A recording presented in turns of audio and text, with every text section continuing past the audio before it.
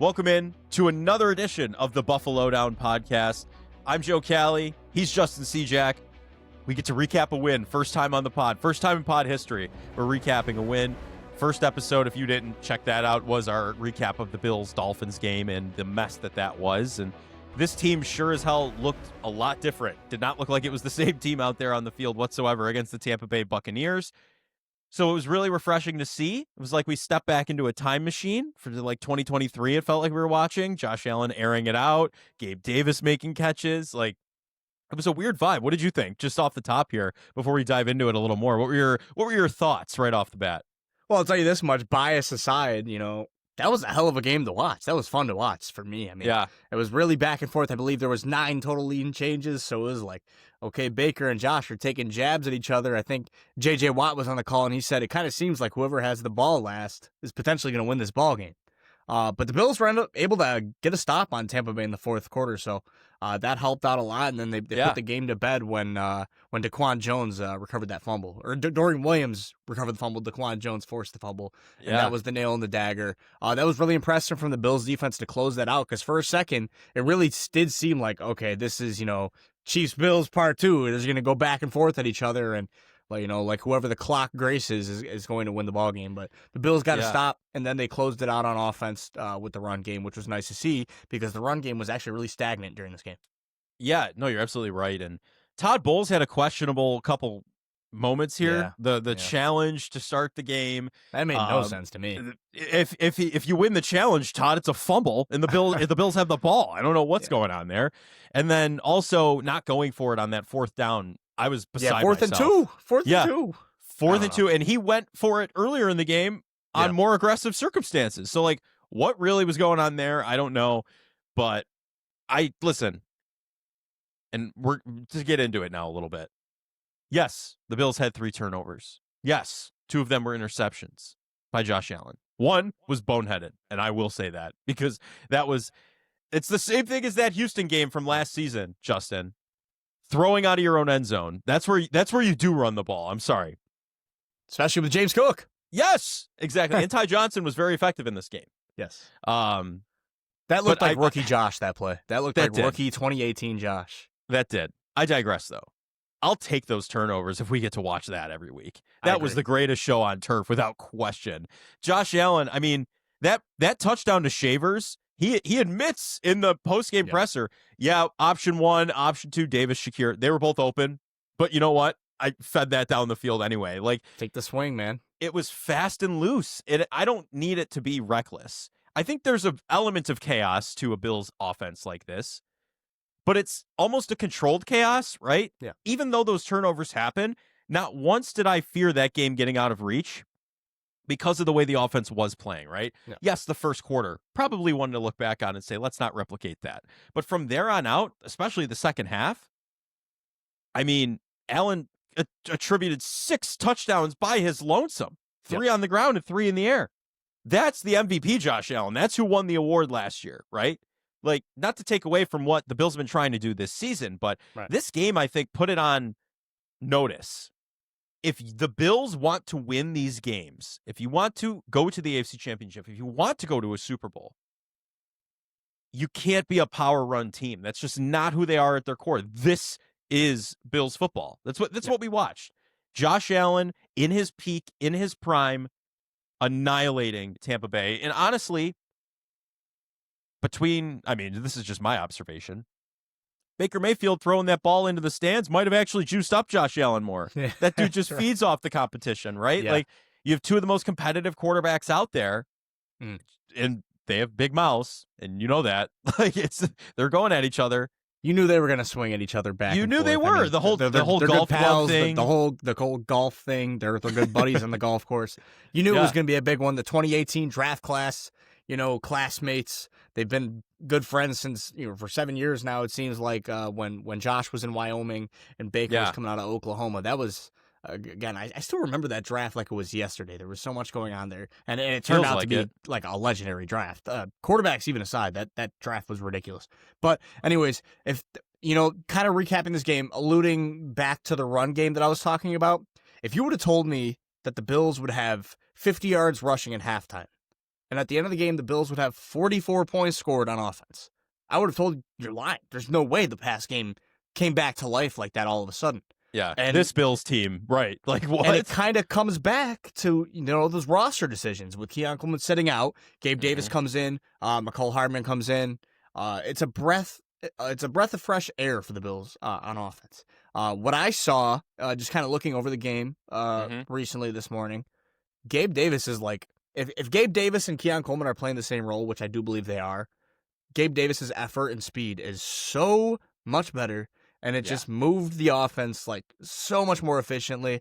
And that's kind of what makes me believe that maybe come Thursday, Keon's inactive again. But that's down the line. Talk about that more later. But I was very pleased from what I saw with the offense. Josh Palmer got involved when they needed him, when they were playing tight man. He converted on a few third downs. Gabe made a few big catches, especially that fourth down conversion, contested catch on a slant route. That's kind of a play we see Keon Coleman drop sometimes. So it's like, okay, well, 26-year-old Gabe Davis gets injected into the offense, and wow, there's a 40-burger. It's kind of crazy. I think the biggest thing, Justin, just looking at this, is trust. Yeah. And confidence. Josh Allen was confident.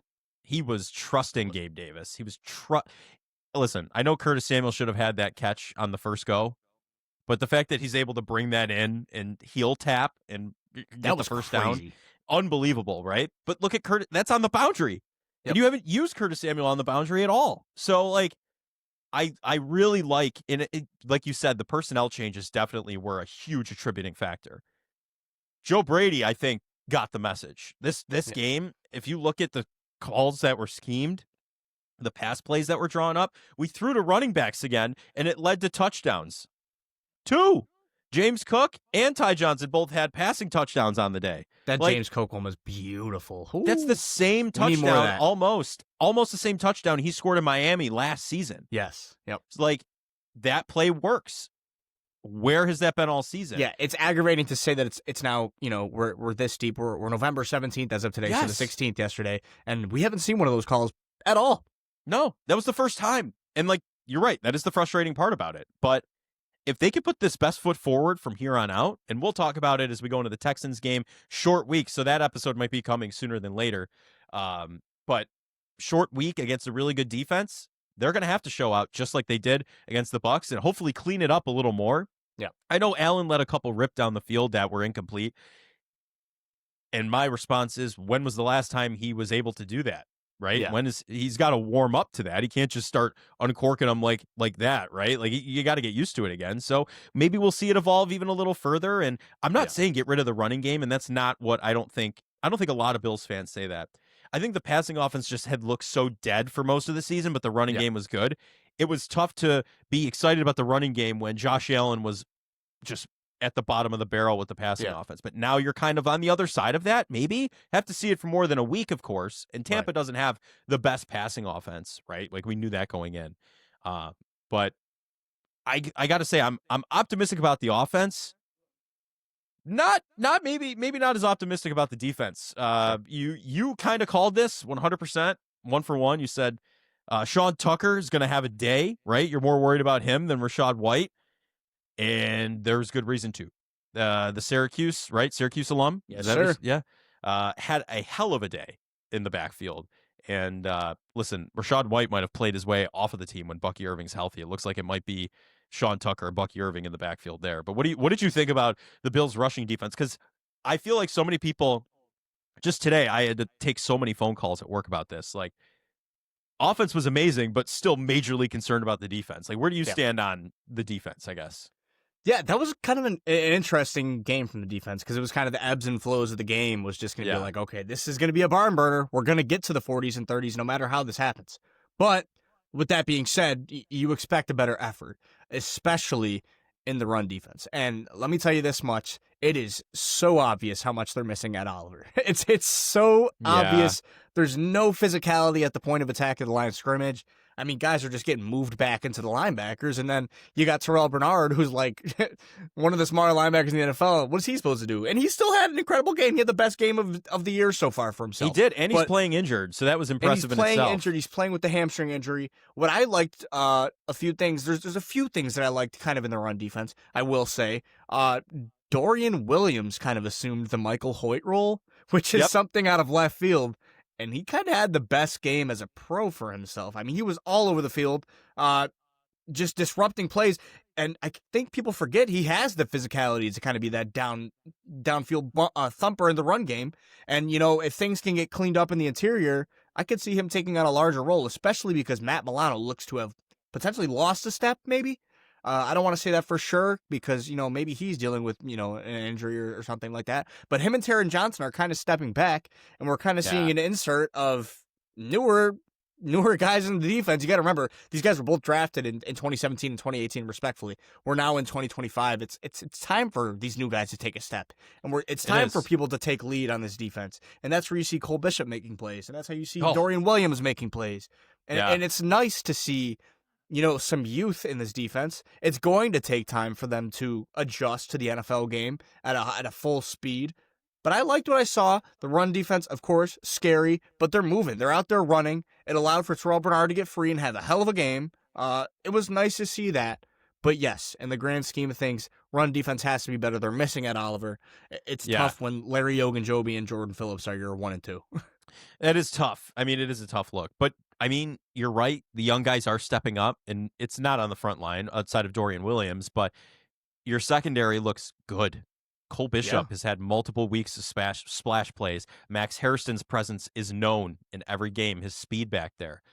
And honestly, I mean, I wanted to get your take on this because, kind of going through the offensive and defensive, performances, and there are bright spots on both and some questions on both, absolutely. Sure. That style of offense promotes not having the best defense and being okay, I think. Yeah. Putting up 44 points and being able to do that is remarkable. And I get it. They might not have had the best pass defense. I 100%. And someone got injured early in the game, too. I'm blanking on his name. I think Jamel Dean got hurt. Yeah. Jamel Dean got hurt. Yes, that's who it is. So, yes, it was not the strongest pass defense. But if you can't stop them, you got to outscore them. And the Bills played to outscore. And I think that's kind of my big takeaway is I love that if they could unleash that when they have to, but also be able to, when they have the lead, control the game with the run and James Cook, right? Yeah. That's where it's okay if the passing offense takes a step back that day. And that's how it was last year, right? And this, I feel like we finally got back to everybody eats, right? Yes, minus 100%. Kincaid, of course. But 9 different Bills caught a pass from Josh Allen. Yes, and Tyrell Shavers was the leading receiver. Yep. Who had that on their bingo card, right? Everybody was getting a look. I know Shakir didn't have the best day. I understand that, but they tried the bubble screens with him and all that. So that still needs to die, but we'll see. We'll wait and see what happens there. But that'll come around. This at least is putting their best foot forward, showing that, you know what? We are going to air it down the field. You know what? We're not going to be 100% reliant on the run because they took the run away. Tampa took the run away. James Cook did not have a great day running the ball. That's Big Vita Vea, man, number 50. He's going to go up. That is. But also, who took the run away from you? Miami. And guess what? They beat you because your passing game couldn't do what they needed to do. This week, they showed they made a huge adjustment to the point where, okay, they take James Cook away, we're going to throw to him, we're going to throw to Ty Johnson, we're going to throw to everybody possible, and you're not going to know what's coming because the safeties can't crash down now. If I'm the Texans, I'm like, what the hell happened? We're watching film from the Miami game trying to prepare, and then all of a sudden this comes up, and what offense did we just watch? It's totally different. So I think this is a good movement in the right direction. It's not fully complete yet, but if you're going to be trending towards trying to take the division from New England, trying to win the 1 seed, everything's still in play, and this is how you want to be looking at this crucial time. What do you think? It's if we're getting into the standings and stuff, they're now at 7-3. That's massive for them. They needed that because the wild card race is so tight right now. Jacksonville demolished LA yesterday, and that was big because they're also going head to head in the wild card rankings right now. And Kansas City loses again. That means if they lose to Indianapolis, who's 8-2 with Daniel Jones playing very good, Jonathan Taylor playing like an MVP. They're going to be 5-6. They have a tough schedule too. Outside of that, they have to play the Broncos again. They haven't played. It's how the Bills played the Patriots last year, not until the last couple weeks of the season. Yes, that's what Kansas City has to do. There's a really good chance they don't make the playoffs Very good chance. As of Kareem right now, Hunt, very good chance. Yeah, their running game sucks. It's terrible. Right? They can't run the ball. Then they take away the pass. Defense is taking a step back too. Exactly. I mean, I'm going to show you this. I'm an absolute sicko, but we have that going on right now. Oh, let's go. Yeah, so like I did that this morning, and I might be a psychopath, but I see a pathway. The Patriots have to take a step back at some point. They play some tough teams.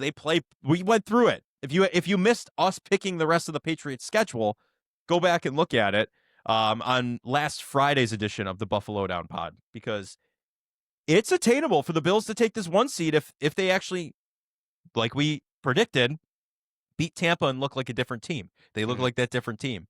No, all bets are off. We don't know what could happen here. So it's going to be really exciting as it comes down to the finish. So good for your confidence moving forward, especially down the stretch. That's a good team. You don't scoff at the Tampa Bay Buccaneers. No. And especially if you go to Houston. Now, we don't know if CJ Stroud's going to play. It kind of looks like he may not play. But Davis Mills also just whips the ball around to Nico Collins. Davis Mills can air the ball out. Yeah.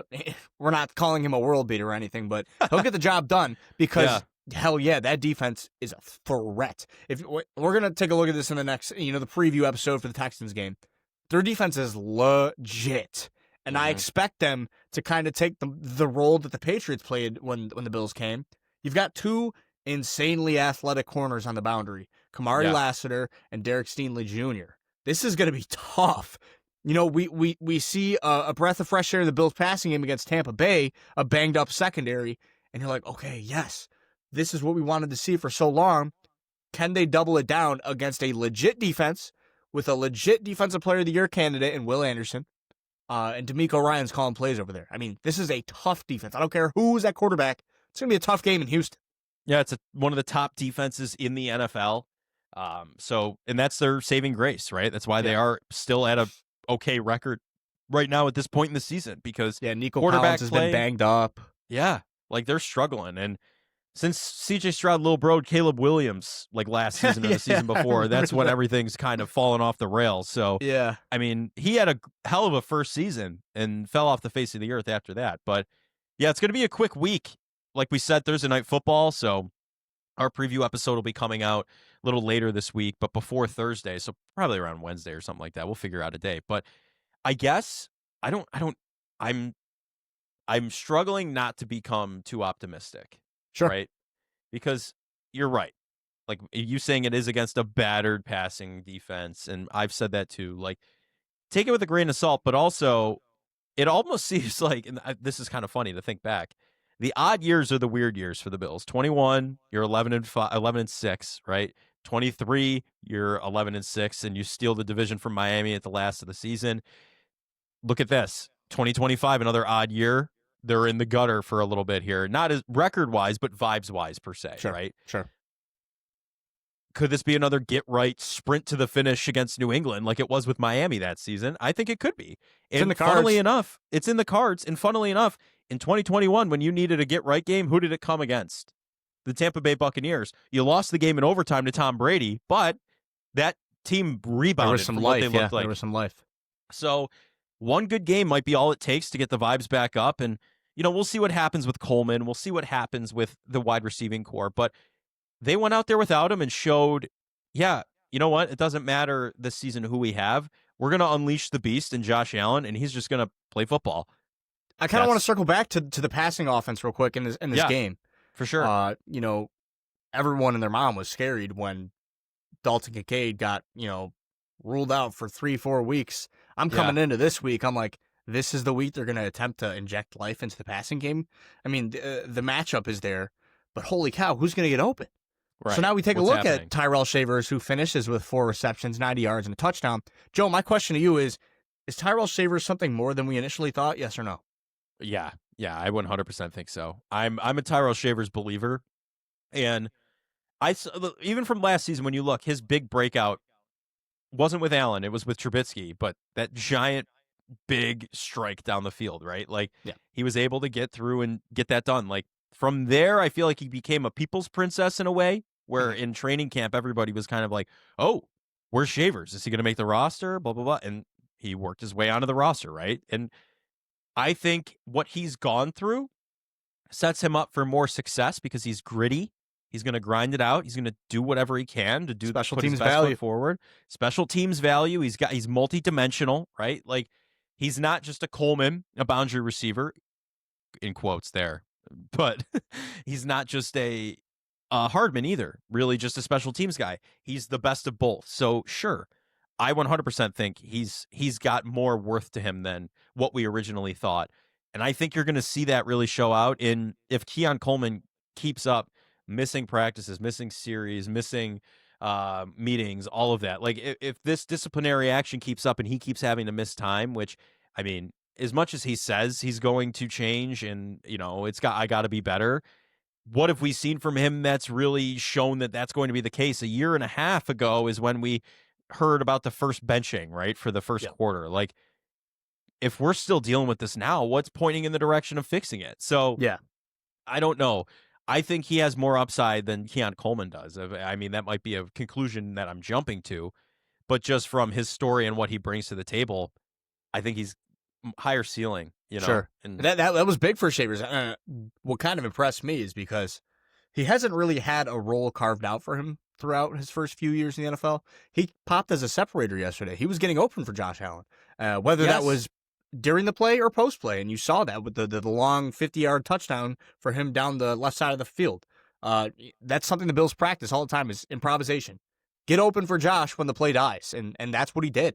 But he got open in the play too. He stemmed off, made a few good cuts. He's got some speed to him. He can turn upfield.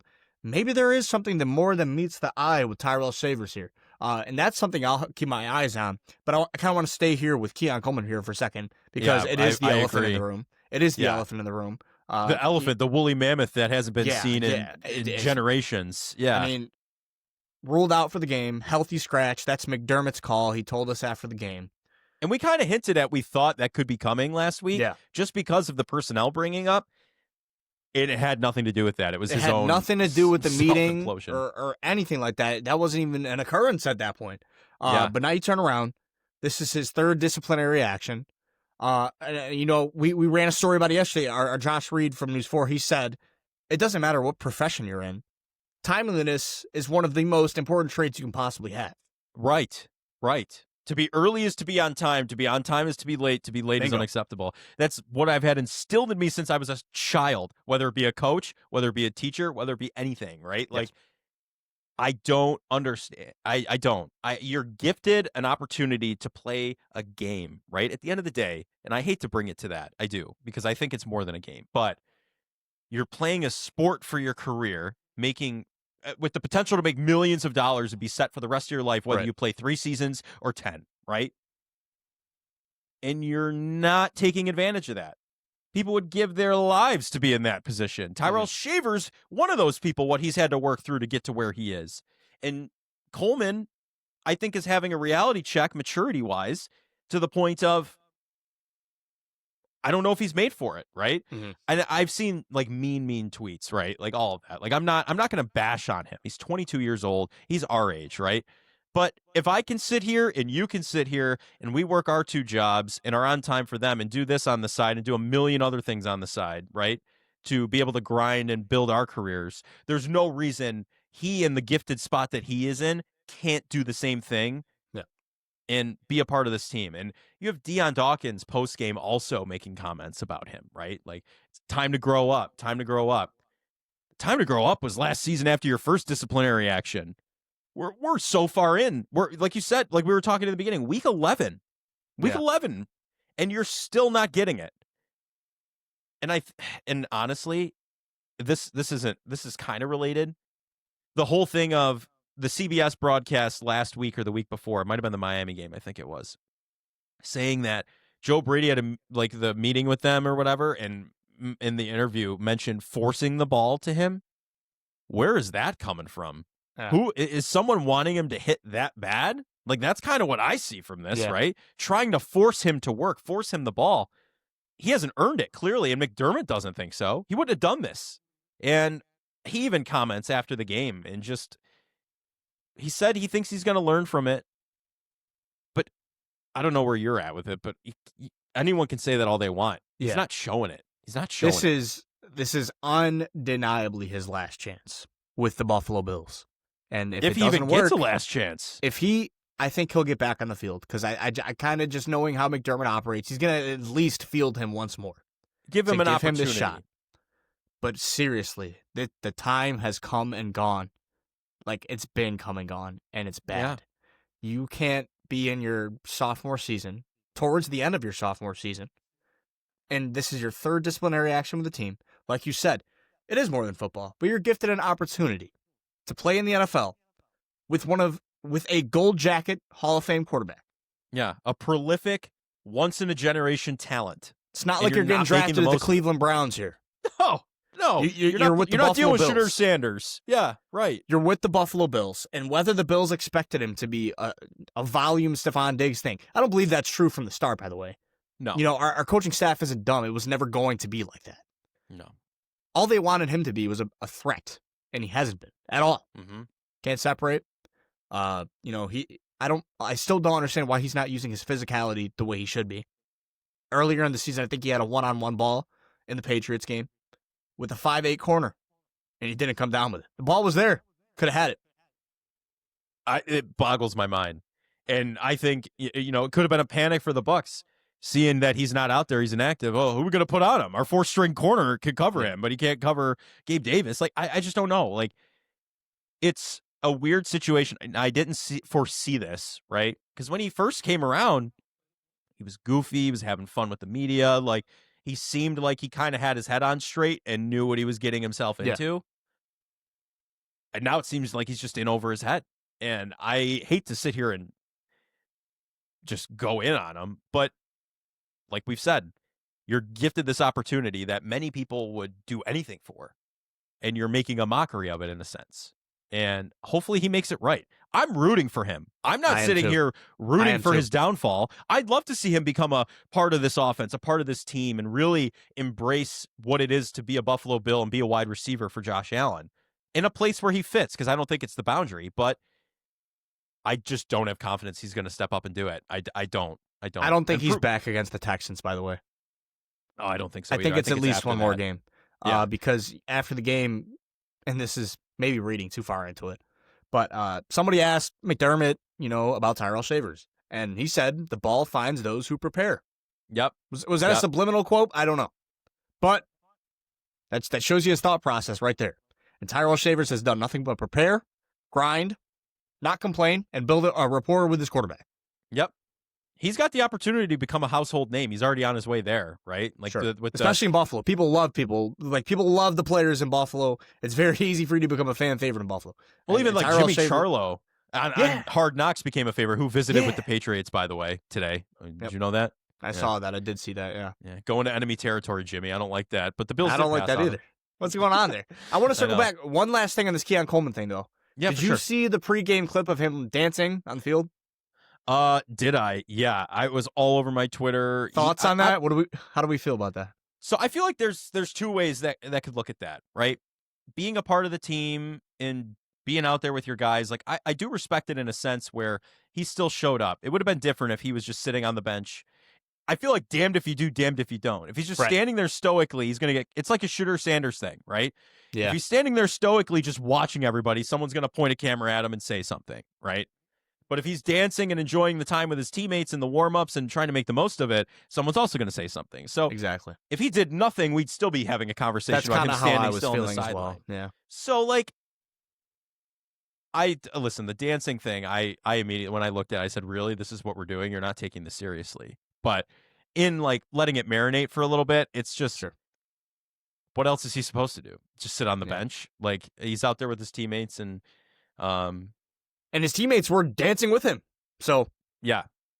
Take that for what you will, I guess. It's clear they like him. It's clear that they like him, right? Like, he's not an asshole, pardon my language there, but he's not a jerk. Right. But he's just not taking it seriously enough. I think that's just where we've arrived at. He's not mature enough. He's not stepping up to the opportunity. And I mean, even Allen's asked about it in the post-game presser.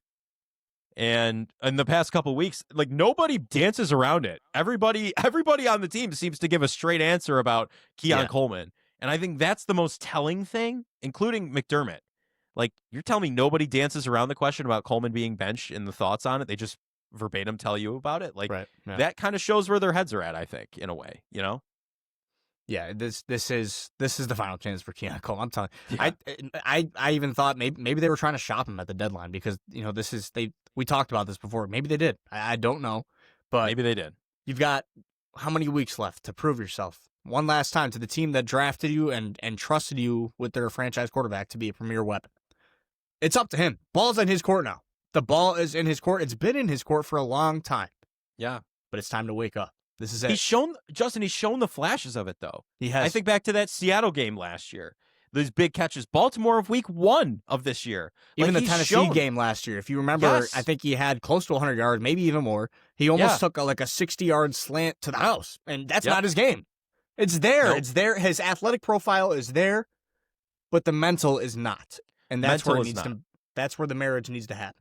Yeah, you're absolutely right. I couldn't have said that better. Mental is not there, but his physical acumen is there. And listen, I also think it's a utilization thing. I don't think he's a boundary receiver, and I think he got forced into that. So if he could play anywhere else, if I see him on the field again this season, I hope it's not on the boundary. I hope Gabe Davis stays on the boundary because that worked really well against the Tampa Bay Buccaneers. Not guaranteed to work elsewhere at all times, but we'll wait and see. But anything else before we wrap up here? Any other lingering thoughts before we immediately, on a short week, dive into thinking about the Houston Texans and their defense? I'm excited to hear from McDermott today. He'll be talking at 4:30. Yeah. So we'll learn a little bit more about injuries. Maybe we'll get a nugget about Keon Coleman.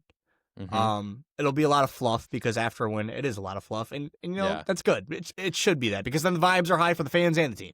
All right. So. And even in the post-game press conferences, I notice when we're recording them at work and writing about them, the loser ones are 5 minutes at length, and then last night was 15 minutes and counting. So he's going to sit up there and talk for a win, and I respect it. I'm glad they do because you do get some good sound, good visual, good audio from them, and it's all worth it. So any glimpse, and McDermott's been a lot better in recent history about just letting us have a little glimpse inside the room where it happens, opening up a little bit. So, yep, like you said, speaking at around 4, so that'll be interesting to see what he has to say. But without further ado, that's going to do it for us on our game recap. Quick turnaround, like I mentioned a few times here. Texans game coming up on Thursday night, so we're going to hit that sooner this week than we normally would. But, hey, the wheel never stops turning, and the Bills hopefully go on a nice heater here to end the year and take the division. We'll see what happens, though. Justin, without further ado, that's going to do it. We'll talk to you later this week. Go Bills.